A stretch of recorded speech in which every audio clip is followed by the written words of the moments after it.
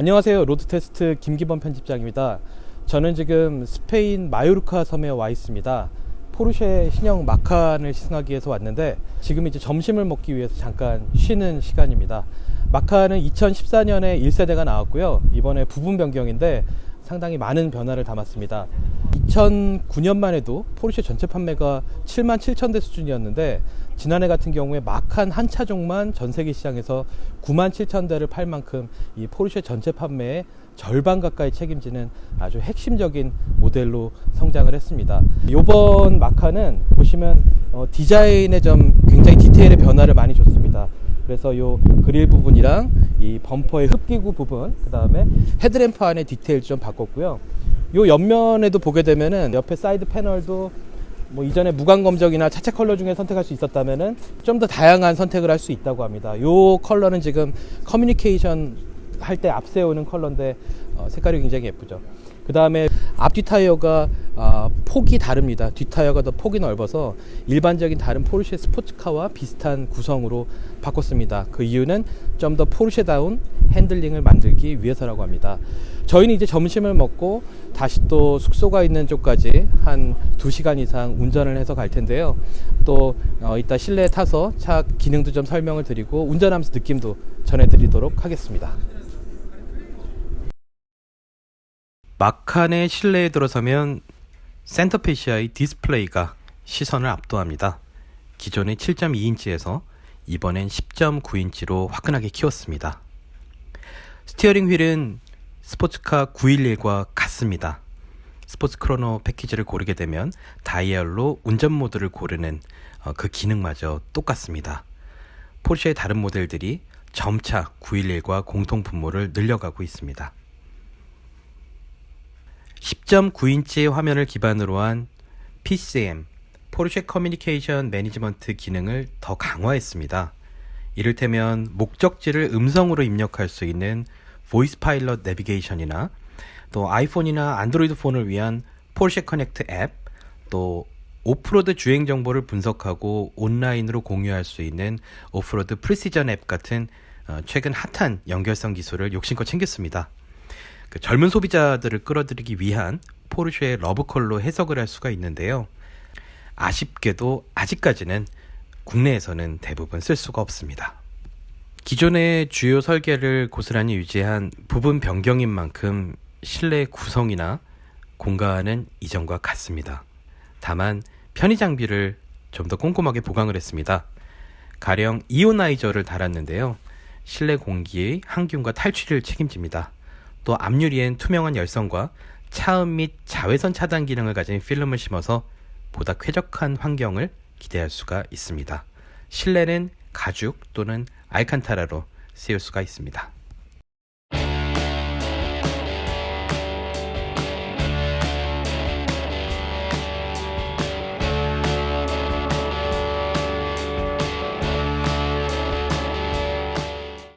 저희는 지금 마칸 S를 타고 있습니다. 아시다시피 이제 더 이상 디젤 모델은 나오지 않고 가솔린만 나오는데 마칸 같은 경우는 직렬 4기통 2.0L, 그 다음에 마칸 S 같은 경우는 V6 3.0 터보입니다. 마칸은 최고 출력이 245마력, 그 다음에 마칸 S는 354마력입니다. 유럽에서는 규정 때문에 가솔린 미립자 필터를 다는데 이제 우리나라나 북미 수출형 같은 경우는 필터를 달지 않는데요. 그래서 필터를 달지 않게 되면 각각 7마력씩 더 올라간다고 합니다. 그래서 국내 수입 모델은 유럽 사양보다는 출력이 좀 더 높게 나올 것 같아요. 마칸은 부분 변경이긴 하지만 굉장히 여러 가지를 바꿨습니다. 이를테면 서스펜션도 스틸 부품들을 대거 알루미늄으로 바꿔서 스프링 밑에 질량, 언스프렁 웨이트라고 하죠. 실질적인 차의 움직임을 결정하는 요 발 밑에, 무릎 밑에 요 하체 무게를 굉장히 가볍게 만들었습니다. 일단 저도 지금 이틀째 마칸을 타고 있어서 어느 정도 익숙해지긴 했는데 어제는 마칸을 몰고 오늘 아침까지는 점심시간 이후에 마칸 S를 모는데 어제 딱 처음 몰았을 때 느낌은 포르쉐 마칸이 이렇게 조용하고 편안한 차였구나. 그리고 승차감이 너무나 좋더라고요. 물론 스포츠나 스포츠 플러스로 그 승차감을 점점 딱딱하게 만들 수는 있는데 그 전체 변화할 수 있는 폭이 예전보다 훨씬 더 넓어진 것 같아요. 그래서 그냥 일반적인 노멀 모드로 하고 타고 다니면은 너무나 편안합니다. 그리고 뭐 기본형인 마칸도 만만치 않습니다. 성능이 굉장히 뛰어나고 가속도 빠른데, 이제 마칸 S랑 비교를 하게 되면 마칸 S가 속도를 붙여나가는 이 과정이 훨씬 더 수월합니다. 굉장히 가볍게 치고 나가고, 반대로 이 차의 전반적인 움직임은 마칸이 좀 더 경쾌했던 것 같아요. 아무래도 엔진 무게도 있는 것 같고 서스펜션 세팅도 약간 차이가 나는 것 같습니다. 그리고 듀얼 클러치 7단 변속기죠. PDK라고 하죠. PDK는 이전보다 더 소프트웨어를 개선을 해가지고 반응이 더 빨라졌습니다. 이 PDK가 참 편한 것 중에 하나가, 쭉 달리다가 코너가 나왔을 때 이 가속 페달 한번 툭 쳐주기만 하면은 알아서 한 두세 단 기어를 내려물기 때문에 굳이 패들 시프트를 딸깍딸깍 움직일 필요가 없어서 굉장히 편리합니다. 그리고 이제 이번에 그 믹스드 타이어라고, 그 앞뒤 타이어의 그 트레드 땅바닥에 닿는 면적의 너비가 다릅니다. 뒤쪽이 더 폭이 넓은 타이어를 껴서 포르쉐 담당자 말로는 조금 더 포르쉐다운 움직임을 만들기 위해서 넣었다고 합니다. 스포츠카 이외의 모델 중에 카이엔이 먼저 넣고, 이번에 이제 마칸까지 넣게 됐습니다. 다른 차를 테스트 때문에 여러 대 몰다가 포르쉐를 몰 때마다 느끼는 거지만, 참 이 운전대를 조작하는 느낌이 정말 짱짱합니다. 그래서 비슷한 크기에 비슷한 가격대에 프리미엄 컴팩트 SUV들을 고를 수 있는 게 많긴 하지만, 이렇게 매일매일 운전할 때마다 꽉 조여지고 짱짱한 느낌으로 이런 정교한 감각을 구현할 수 있는 차는 역시 포르쉐가 유일한 것 같아요. 한편으로 또 승차감은 좀 더 부드러워져서 굳이 빨리 달리지 않더라도 운전에 재미는 느끼면서 불편하지 않게 즐겁게 탈 수 있는 차인 것 같습니다.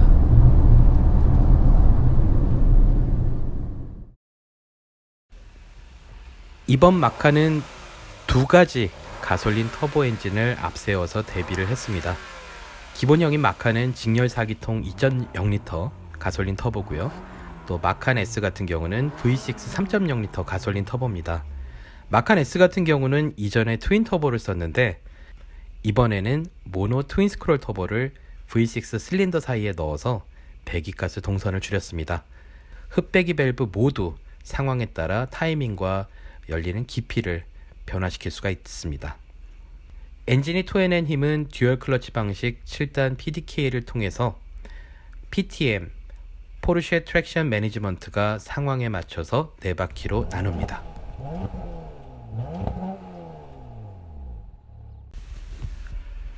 포르쉐의 부분 변경은 개념이 좀 다릅니다. 앞뒤 화장을 고쳐서 생색을 내기보다는 눈에 띄지 않는 부분을 꼼꼼하게 다듬어서 완성도를 높이는 데 초점을 맞췄습니다.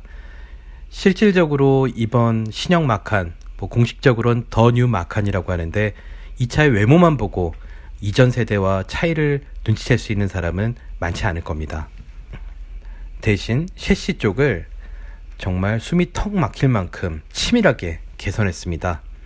이를테면 앞쪽 엑셀은 스프링 포크를 기존 스틸에서 알루미늄으로 바꾸고요. 그 다음 스프링 아래쪽 무게를 1.5kg 덜고, 또 옵션인 에어스프링 같은 경우는 롤링 피스톤과 쇼크 옵서버 설계를 최적화해서 수축하고 이완하는 과정이 보다 매끄러워졌습니다. 심지어 브레이크 페달을 기존 스틸에서 유리섬유 강화 플라스틱으로 바꿔서 이 페달 무게를 300g 정도 줄였고요. 그 결과 페달 밟는 깊이가 좀 더 짧아졌습니다. 그래서 감속 목표에 맞춰서 브레이크 밟는 포인트와 깊이를 보다 쉽게 찾을 수가 있습니다.